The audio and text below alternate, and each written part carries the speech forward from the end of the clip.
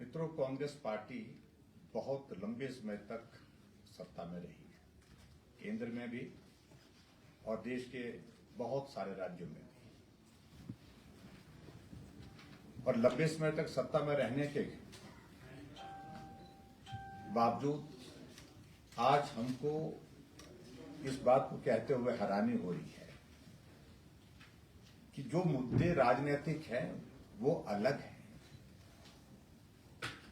और जो राजनीतिक नहीं है, सिर्फ भ्रष्टाचार के हैं, वो मुद्दे अलग हैं। लेकिन भ्रष्टाचार के मुद्दे को राजनीतिक रूप देने की कांग्रेस पार्टी जिस प्रकार से प्रयत्न कर रही है, प्रयास कर रही है राष्ट्रीय स्तर पर, उससे साबित होता है कि जो हकीकत है, जो दुनिया के सामने आ चुकी है, दुनिया का ध्यान बांटने की कोशिश कर रही है। और इसका जीता जागता उदाहरण वर्तमान में नेशनल हेराल्ड मामला है। नेशनल हेराल्ड मामले में मैं इतना जरूर कहना चाह रहा हूं, उस मामले में ईडी की ओर से सोनिया गांधी और राहुल गांधी को नोटिस हुआ है और नोटिस होने की वजह से कांग्रेस इसको राजनीतिक मुद्दा बनाने की कोशिश कर रही है, जो समझता मैं दुर्भाग्यपूर्ण है। पूरे देश भर के सांसदों को कह दिया गया, कांग्रेस पार्टी के सारे नेशनल पार्टी के ऑफिस पे जनरल सेक्रेटरी सबको समन कर दिया गया दिल्ली। पूरे देश भर में अलग अलग जगह पत्रकार वार्ता के लिए केंद्र से नेताओं को भेजा गया है और इस पर जैसे ऐसे कर रहे हैं कि जैसे कि वो सहानुभूति लेने की कोशिश कर रहे हैं।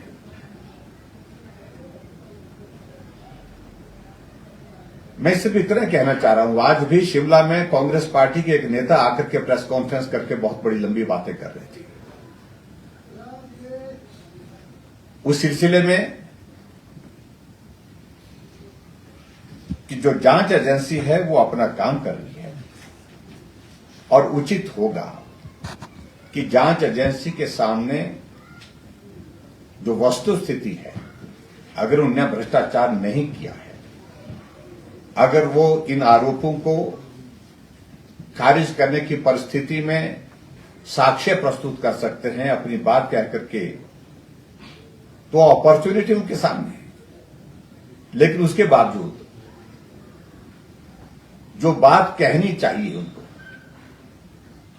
जांच एजेंसी के समक्ष, वहां के बजाय कोशिश कर रहे हैं कि लोगों के बीच में इसको मुद्दा बना करके एक प्रयत्न किया जाए ताकि लोगों का ध्यान बांटा जाए। कल मुझे जानकारी मिली है कि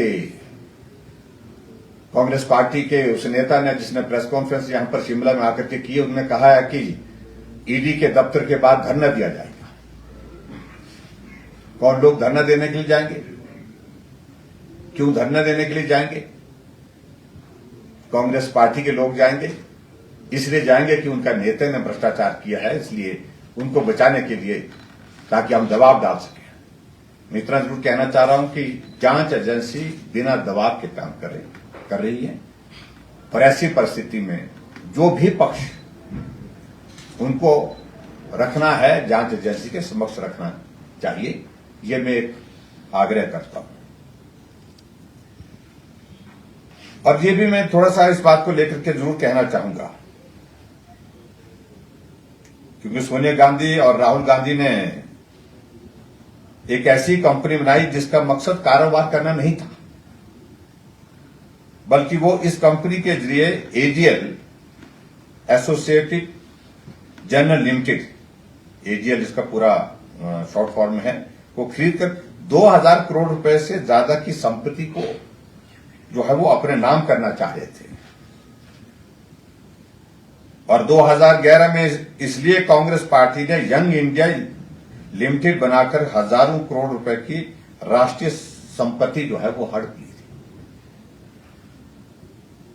इसलिए बहुत बड़ा मुद्दा है, बहुत सारे लोगों को इस बात की जानकारी अभी तक नहीं है। अगर इसमें डिटेल जाऊं मैं बताऊं तो बहुत लंबा है सारा विषय, लेकिन मैं इतना जरूर कहना चाह रहा हूं कि कांग्रेस पार्टी जिस प्रकार से भ्रष्टाचार के ऊपर जो है वो पर्दा डालने की कोशिश कर रही है, वो प्रयत्न करने की आवश्यकता नहीं है। जांच एजेंसी ने बुलाया है, जांच एजेंसी के समक्ष अपनी बात कहें। अगर वो दोषी नहीं है तो उसको सिद्ध करने के लिए अपना तर्क दें, और इस प्रकार से राजनीतिक मकसद की दृष्टि से भारतीय जनता पार्टी के नेताओं के ऊपर जो एजेंसीज को बार बार कह रहे हैं कि भाई दुरुपयोग किया जा रहा है, ये कहना ही गलत है। मामला बहुत पुराना है, पुराने समय से चला हुआ था, लेकिन उसमें जांच एजेंसी ने नियमों के अनुसार कार्रवाई की है। इतना ही मैं कहना चाह रहा हूं। और जो कांग्रेस पार्टी के लोग इस प्रकार से भ्रष्टाचार के ऊपर जो पर्दा डालने की कोशिश कर रहे हैं, वो एक एक करके एक्सपोज हो रहे हैं। और हमारे लिए, देश के लिए ये सौभाग्य की बात है कि आदरणीय नरेंद्र भाई मोदी जी का 8 वर्ष का कार्यकाल बतौर प्रधानमंत्री पूर्ण हो गया, लेकिन एक भी मामला भ्रष्टाचार का इस प्रकार से आज तक सामने नहीं आया। ईमानदारी से शासन किया जा सकता है, ईमानदारी के साथ देश को चलाया जा सकता है, और ये आदरणीय प्रधानमंत्री नरेंद्र भाई मोदी जी ने अपनी कार्यशैली से, अपने कार्य की पद्धति से साबित कर दिया है।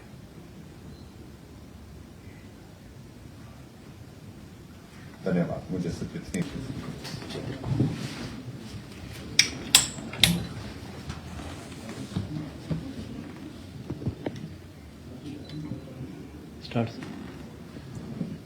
मित्रों, कांग्रेस पार्टी बहुत लंबे समय तक सत्ता में रही है, केंद्र में भी और देश के बहुत सारे राज्यों में भी। और लंबे समय तक सत्ता में रहने के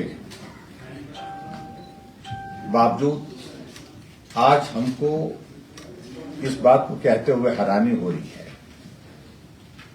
कि जो मुद्दे राजनीतिक हैं वो अलग हैं, और जो राजनीतिक नहीं है, सिर्फ भ्रष्टाचार के हैं, वो मुद्दे अलग हैं। लेकिन भ्रष्टाचार के मुद्दे को राजनीतिक रूप देने की कांग्रेस पार्टी जिस प्रकार से प्रयत्न कर रही है, प्रयास कर रही है राष्ट्रीय स्तर पर, उससे साबित होता है कि जो हकीकत है, जो दुनिया के सामने आ चुकी है, दुनिया का ध्यान बांटने की कोशिश कर रही है। और इसका जीता जागता उदाहरण वर्तमान में नेशनल हेराल्ड मामला है। नेशनल हेराल्ड मामले में मैं इतना जरूर कहना चाह रहा हूं,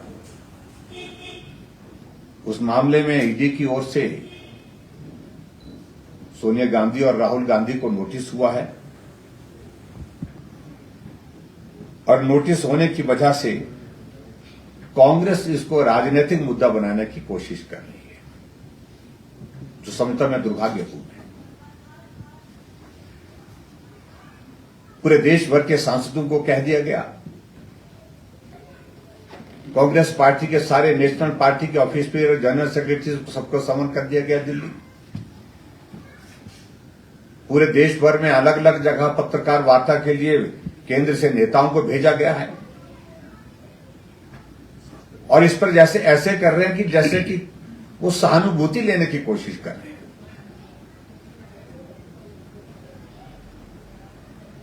मैं सिर्फ इतना कहना चाह रहा हूं, आज भी शिमला में कांग्रेस पार्टी के एक नेता आकर के प्रेस कॉन्फ्रेंस करके बहुत बड़ी लंबी बातें कर रहे थे।